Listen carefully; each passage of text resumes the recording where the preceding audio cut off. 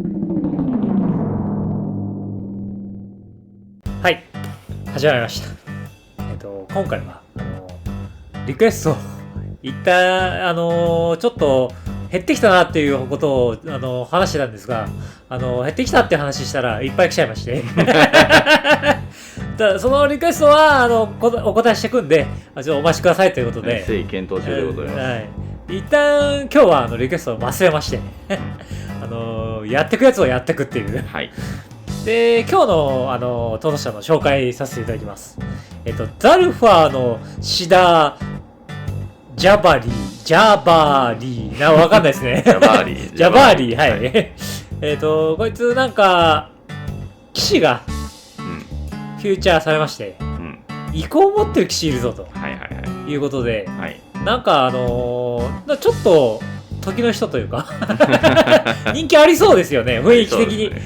雰囲気的にそもそもね、機械兵団の進軍の、ストーリー見て、ちょっとザルファ騎士強すぎじゃねえかとみんなざわついた可能性があるんですが。そうなんですか。はい、なるほど。それでこいつがフューチャーされてると、まあ一応能力から先に説明させていただきます。エスパー、4マナ、そこで一回止まるんですけど、トークを、またエスパーやるのかとちょっとエスパー続いてますが、ご了承くださいということで、エスパー4マナで、4-3移行を持ってます。で、こいつが逃走してる領域か場に出てるコントロールしてる状態の時に移行が誘発するんですよね。墓地はダメ、追放領域はダメなんですよね。で、あなたが1体以上の騎士で攻撃するたび、盗撮領域や戦場にある場合、カードを1枚引いてカードを1枚する、つまりルーティンができるということですね。で、飛行先生持ってます。こいつ自身が場に出てて、ダメージをプレイヤーに戦闘ダメージを与えるたび、墓地にいる騎士カードを戦場にリアにできるという、合ってますかね、能力。はい、大丈夫です。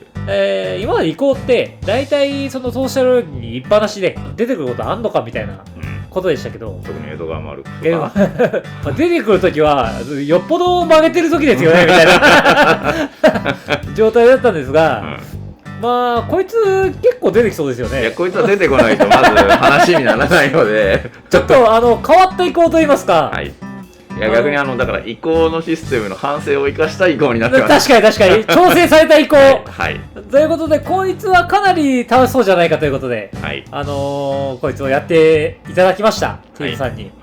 で、紹介していただきます。お願いします。まずこいつの能力のおさらいなんですが、一応ですね、4-3先制フライングなので、なるほど。ほぼブロックするのは難しいと。確かにいうところがあります。で、一応ルーティンをして基本的に騎士を捨てて、なるほど、捨てて、捨てた騎士をリアにしましょうと。なるほど、いう能力にはなっています。なので、デッキの中は騎士まみれになります。なるほど。これはもうしょうがないというか、確かに普通にそうですね。なので騎士を調べますと。まず騎士総ざらいしたと。騎士を総ざらいします。で、騎士どう思います、ディオさん？僕はドミンゲスぐらいしか浮かばないんですけど赤だっていうなるほどね。ごめんなさい、赤なんですよね、僕知ってる騎士は。なるほどね。で、騎士ね、昔からいる部族なので、有効なカードたくさんあるのかなとワクワクしながら検索したわけですが、騎士はですね、大体人型が多いんですよね。なるほど。だから釣ってどうこうっていうような強力な騎士ってまずいません。なるほどね、小粒な騎士だと。なるほど、小粒な騎士がいっぱいいると。騎士はもう基本的には小粒でございます。なるほど。ドミンゲスっていうぐらいだからで、じゃあどんな騎士を採用していくのかという話になります。正直全部小粒なんでですね、まずロード能力を持った騎士、なるほど、懐かしいこういうやつをですね採用していくことになるんですね。僕のことが見えてるこいつは懐かしいですね。まずですね、最新弾のカードからいくんですが、最新弾のカードからいく、ザルファーの司令官ね。まあ騎士ロードですね。騎士ロード、はい。白青の騎士ロードです。なるほど、はい。はい。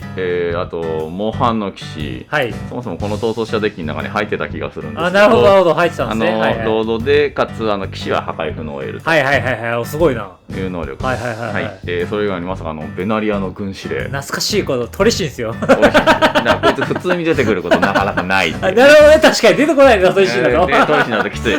きついんでポイしてるようにする。なるほどね。はい。まさかこういうですね、小粒なやつら採用することになります。なるほどなるほど。はい。それ以外のところで言うとちょっと重い騎士になっていくんですが、まずは当然エーデリン。はい、エーデリン、はい。エーデリン騎士なんですね。知らなかった。そうですね。そうですね。はい。あとですね、ティアノ戦戦士。なんだそれ。バルダーズゲートのカード。はい。無人持ってるやつ。そうそう、無人持ってて、戦闘ダメージを与えるたびに、他のプレイヤーよりも、自分が少ないところをですね、補充してくれるというようなカードになってまして、手札が、少なかったらドロー、土地が少なかったら宝物、ライフが少なかったらライフゲイン。面白いですね。そんなのあるんですね。で、こいつは結構強いです。それ以外で言うとですね、低温の伝令という、これまたこの逃走者デッキに入っているカードなんですが、あなたがコントロールする騎士は馬術を持つと。大変だ、ブロックできない。騎士だからみんな馬術持ってると。そうなんですよ。面白いギミック使ってきますね。考えてますね、これ。これだからこの逃走者デッキに入ってるから。これ考え込まれてますね、これ。要はアンブロってことですよね。要はアンブロってこと。ブロックされたらびっくりするっていうね。これもこの逃走者デッキに入ってるカードそのまま使ってるんですが、ボーデイリアの波の騎士っていうカード。これはですね、カードを引くたびに、フォークや騎士であり、あなたがコントロールしていて、これでない、騎士の上に、騎士じゃないね、パーマネントの上に、プライスカウンターを置くと。で、移行効果で基本的にはルーティンするんで、カウンター絶対乗る。確かに。っていう形になっているので、全体強化するカードです。それ以外は普通に素出しすることはないであろうマナコストに入っていくんですが、サリアの装備44先生で出た時に伝説のカード1枚サーチして手札に加えられるというカードです。とあとクソデカファッティとして禁欲の戦隊。飛行警戒で、コントロールしているクリーチャー分のパワーとタフネスを持った状態で出てきて、そういうパワーとタフネスで、アタックに行くと対戦相手の人数分の22の騎士が出てくる。騎士また騎士出てくるの？はい、そうなんですよ。なるほど、騎士出てきます。一応こいつが一番このデッキの中だとマナコスト重くて能力的には強い騎士ということになります。逆に言うと騎士はなるほど最大のでかさ能力はこいつです。今ちょっと話した兼ね合いでちょっと1個気になったことがあるんですけど、ちょっと話を挟んじゃって悪いんですけど、これ今騎士何体か紹介されたじゃないですか。25体以上いますか？全部人間ですか？25体以上はいるかもしれないけど、ちょっと正確な数は今のところ入れられることは逆にできるかもしれないってことですよね。できる可能性はもちろんあります。人間じゃないやつも混じってるけど、でも人間で種族を出れるかもしれない可能性が出てくる。だって人間はだってでもいやもう人間騎士ということでいけるっていう可能性あるってことですよね。ある、なるほどなるほど。それだけ確認したかったんで。人間が多いんで。確かに、人間じゃないやつもたまにいますっていう。で、ただそれだと騎士並べてって殴るだけじゃないかと、いうことになるんですが、基本的な勝ち手段としては、その通りで、シダージャバーリーとその他愉快な騎士たちで、殴って殺すというゲームプランにはなります。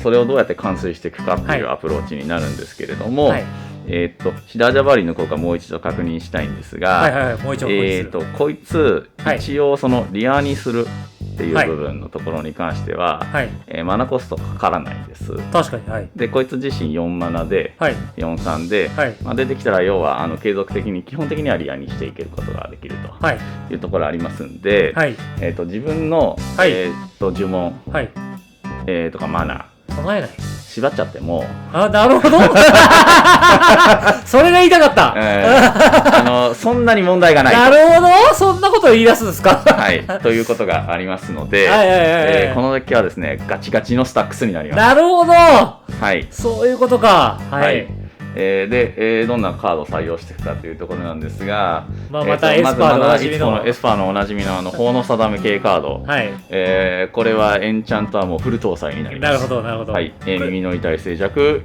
法の定め。クリーチャーは入んないですかね。クリーチャーはスロットが要はその騎士で埋まってるんで、まあ入れないという形をとってます。はい、まあ入れてもいいとは思いますが。なるほどなるほど。はい、それ以外でいう単なる宝玉。サンタバン、はい。自分唱えないんで、もうシダジャバリ出た後は基本的にカウンター1枚構えとくくらいの話なんで、3万で構えばいいだろうと。そうっていう扱いでございます。なるほど。はい、もう息詰まる調整とかも当然入れちゃうと。なるほどね。でもまだジャブジャブになりますね、これ。はい、まだジャブジャブになっても、別に打ち消し構えてるだけです。なるほど。はい、同じようにカーンも入れます。なるほどね。カーン一応ブロックできると。そうですね。もうなんならクリーチャーにしちゃう。で、それ以外のところではもうこのデッキは冬の宝珠を搭載します。なるほど。はい。はい、なぜなら自分は使わないからです。なるほど。ウルザみたいにですね、自分だけ抜けるみたいな姑息なまではできないわけですが、自分はルーティングして、打ち消しだけ構えて、クリーチャーをリアにし続けていくだけなんで。なるほどなるほど。そういうデッキの構成になります。なるほどなるほど。はい。いいですね。はい。で、フルスタックスになっていくんですが、フルスタックスになる都合上ですね、本家本元スタックスも入れていきます。なるほど。はい。はい。煙突を投入します。煙突、はい。はい。以前紹介したことありますよね。はい。煙突はアーティファクトで、あなたのアップキープの間に煙突の上にススカウンターを1個置いてもよくて、各プレイヤーはアップキープの間に煙突の上に置かれているススカウンター1個につきパーマネントを1個生贄に捧げると。一旦に1個ずつ避るやつが多くなっていくかもしれないってことですよね。そうですかもしれない。加減は自分ができるっていうのと、一応自分がサクってからその後乗せられるんで、相手の方が多くサクらせることもできます。というカードです。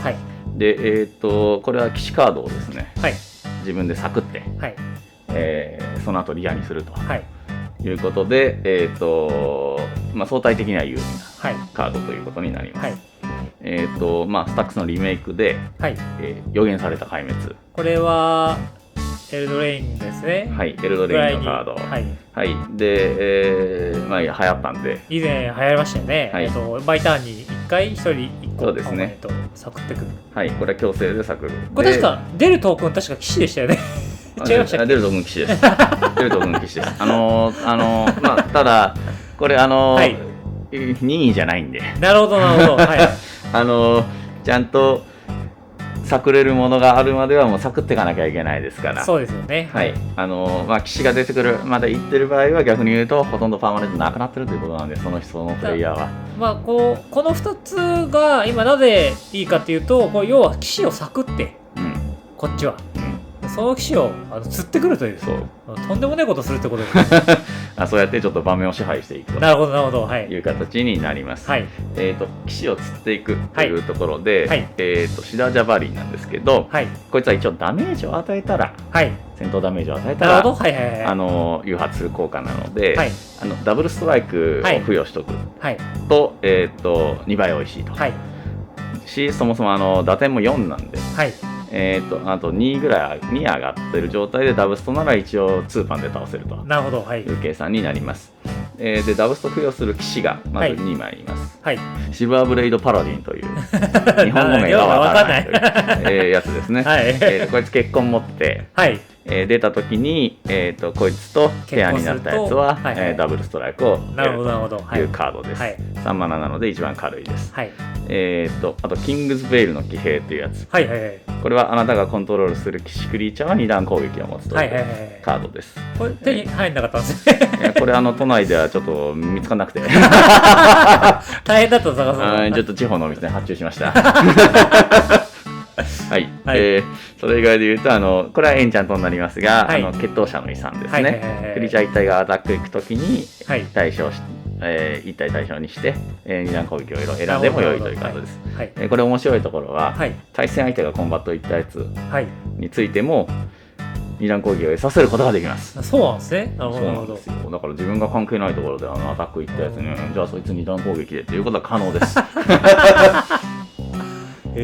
なんかあとバルダーズゲートのエンチャントありませんでしたっけ？逃走者が2段攻撃を持つっていう。それとかまあ一応採用は可能ですけど、基本的にはまず騎士を優先する。なるほどなるほど。はい。で決勝タイの資産に関しては逃走者だけじゃないから対象。なるほどなるほど。はいはいはい。というところで汎用性は高いと思います。はい。で大体そんなもんなんですけれども、それ以外にこの騎士デッキの中で、比較的強いカードっていうのを紹介するんですが、一つは闇市の人脈ですね。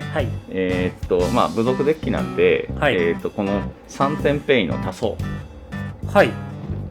3-2の多層、なるほど、多層出そうとしてる、が結構強いです。確かにただこれね、全部使っちゃうと当然一旦に6点食らう呪文になっちゃうから、使い方考えてほしいんですけど、一番下の、多層クリーチャーが強いです。なるほどなるほど。ということを言いたい。っていうのとそもそもこのデッキに入ってるやつなんですけど、騎士の団結、これかなり強くて、2体以上のクリーチャーでアタックいくとカード1枚引けて、そんなのあるんですね。で2マナでカード1枚捨てると白青の騎士クリーチャー特に1体生成すると。これ欲しいな、このカードこのカード強いです。白でやるなら殴れるじゃないですか。だって2体以上でクリーチャーこんなのあるんですね。初めて知った。で当然騎士出せるんでね、共同で強化かかってれば全然強いしっていうところと、この殴り合いになっちゃうんで、ライフ戻せるこの騎士の突撃っていうカードですね。結構強くて、これはあなたがコントロールしている騎士1体が攻撃するたび1体あたりね、各対戦相手は1点ライフ失って1点ライフを得るという効果と、あと起動することこれ絶対ないんだけど、8マナで騎士を全てリアにできると。すげえリアにいっぱいしてますからね。そうです。なので下の効果はインクのシミなんで、保険程度に考えていただければいいんですが、上の効果が結構誘発して、バカにならないダメージと、バカにならないライフゲインあるんで、結局ダメージは勝つデッキですからね。そうですね。であともう一個は、選ばれし者の触国っていう、これも部族サポートカードですね。3マナのエンチャントで、出た時にクリーチャータイプ1つ選んで、当然騎士を選んで、騎士のロードですよと。ロードになると。で1マナで、騎士1体サクると、あなたがコントロールしている騎士はターン終了時まで破壊軍を得ると。なんか祖先の象徴みたいなカードありましたよね。ロードで、3マナぐらい起動で上4枚ぐらい見てっていうやつですよね。あれとかも入るってことですか？これ入るってことは。いやちょっとあれ起動すること絶対ないと思うんだよね。確かにね。そうなのよ。これドローしてるからこっち。これ重要なのは破壊不能の効果を得るっていうところなんで、一応シダージャバーリーのその依存度はそれなりに高いんで、確かにね、守んなきゃいけないと一応。ジャバーリーが繰り返し落とされるようだとちょっと機能しないデッキになってますんで、ジャバーリー守るカードが必要。かつ小粒のクリーチャー結局並んじゃうんで、ロード効果そこそこ強いというところでこのカードはいいんじゃないかと思っています。なるほど。デッキの構成としてはそんなもんでございます。じゃあそんな感じですかね。そんなんで勝てんのかと。殴って勝つんですよね。殴って勝つんですよこれ。いや今聞いた感じの構成だと結構強いというか、強そうな感じに僕は見えたんですけど、このスタックス置いてって自分だけ何も損しないで、あとずっと盤面殴れるってことは、かなり上のタクでもいけると思うんですけど、結構ガチ寄りのタクでも戦いそうな構成でしたよね今。一応そういう風には思ってるんだけど、なるほど。だからなんかデッキを回す上の注意点みたいなのは何かありましたら。結構ドロソが厳しいです。ドロソが厳しいですね。逆に、ルーティンしてて増えない。ルーティンしてるだけで増えないんで、そういう意味で言うと騎士の団結が、来てると来てないでは全然違う。なるほど、確かに2対1を殴れるかどうかで。で、あと闇市の、人脈。